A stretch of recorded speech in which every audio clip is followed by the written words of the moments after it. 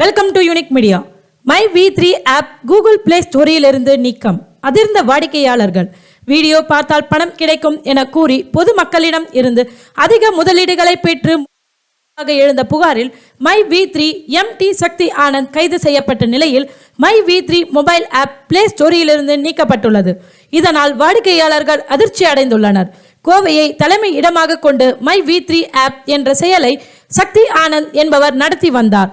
இதில் தினமும் 2 மணி நேரம் விளம்பரம் பார்ப்பதன் மூலமும் புதிய நபர்களை சேர்ப்பதன் மூலமும் அதிக வருமானம் பார்க்கலாம் என விளம்பரம் செய்யப்பட்டது.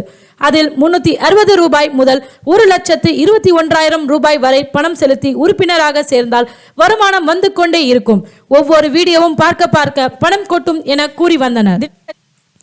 விளம்பரம் பார்த்தால் 5 ரூபாய் முதல் 1,800 ரூபாய் வரை சம்பாதிக்கலாம் எனவும் மேலும் செலுத்தும் பணத்திற்கு ஏற்ப ஆயுர்வேத கேப்சூல்கள் வழங்கப்படும் எனவும் புதிய நபர்களை சேர்க்கும் நபர்களுக்கு தனியாக பணம் வழங்கப்படும் எனவும் தெரிவிக்கப்பட்டது. இதனை நம்பி ஆயிரக்கணக்கானோர் லட்சக்கணக்கில் முதலீடு செய்தனர்.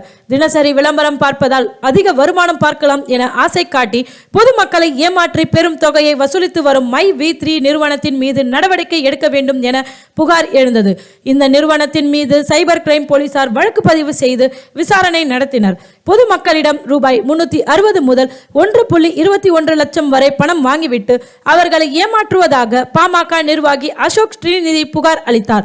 அதன்படி மை V3 ஆப் மூலம் வாடிக்கையாளர்களை ஏமாற்றியதாக சக்தி ஆனந்த், விஜயராகவன் மீது வழக்கு பதிவு செய்யப்பட்டது.